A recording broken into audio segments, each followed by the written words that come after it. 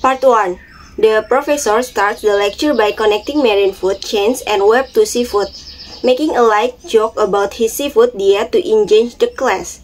He then explains trophic relationship, which describe what an organism eats and what eats it. Marine ecosystems have producers, consumers, and decomposers. The primary producers are autotrophic plankton, which make their own food.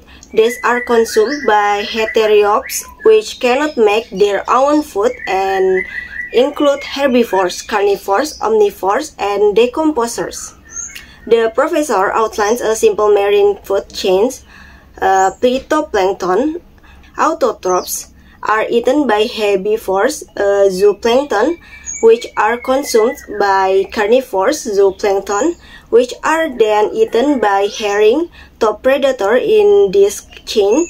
Energy transfer in marine food chains is inefficient, with only 10 to 30 of energy being passed on to the next level, resulting in higher biomass at lower levels and lower biomass at higher levels. He expanded the food chains into a food web, introducing higher predators like tuna and humans, and mentioned sharks, which can eat humans. The professor then discussed the implication for the fish we catch. Noting that 88% of the fish we catch are finished fish, 8% are shellfish, and 4% are crustaceans. Fish from the open ocean, such as tuna, are high-level predators in inefficient food chains, where coastal fish, such as trout, herring, and haddock, are from shorter, more efficient food chains in upwelling areas. Fish like anchovies and sardines are even more nutrition due to small, efficient food chains and dense schools. Part 2. The lecture addressed how women's contributions have been historically overlooked in U.S. history textbook due to the lack of women in pro-female political and military roles. However, a new approach called woman-centered history has emerged, emphasizing the significant roles women have played behind the scenes. This perspective reinterprets traditional historical events, recognizing women's contribution through organization clubs and social reform movements. Jane Addams is highlighted as a key figure of her work in social reform and her role in the ACLU.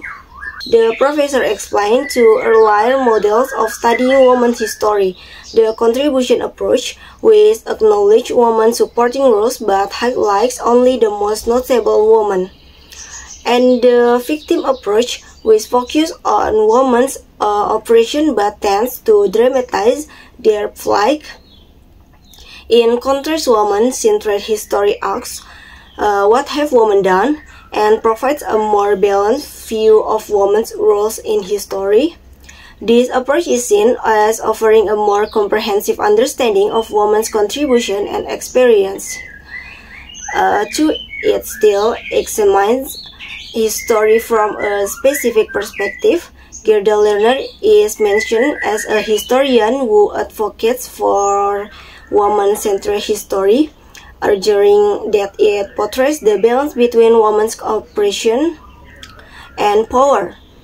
The lecture concludes by noting that feminist scholars continue to explore new approaches and subcategories within women's history, such as labor history, social status, and the experiences of women in minority cultures, recognizing the explicitity and diversity of women's historical experiences. Part 3. The professor discusses island biography, focusing on how the distribution of land and animal species on island is determined by immigration and extinction, as outlined in MacArthur and Wilson 1967 theory of island biography. This theory posits that the number of species on an undispersed island reaches an equilibrium where the rate of new species arriving equals the rate of species going extinct. The professor used the example of Krakatoa, which saw a balance of species immigration and extinction following its 1888 volcanic explosion. Island size, habitat diversity, and distance from the mainland are key factors influencing species diversity. Larger islands like Papua New Guinea, which has deserved habitat, support more species than smaller, less diverse islands like Bali. Similarly, the variety of habitats on Tonga volcanic island supports more bird species than the uniformly low-lying Tuamotus atolls. The professor also explains that the principles of island biography apply to other isolated ecosystems, such as lakes, mountain tops, and national parks. This area face challenges similar to islands in maintaining species diversity due to their isolation. Understanding these principles helps manage wildlife in isolated areas, such as the reintroduction of large mammals and birds in national parks, considering their territorial and ecological needs and that impact on surrounding human population.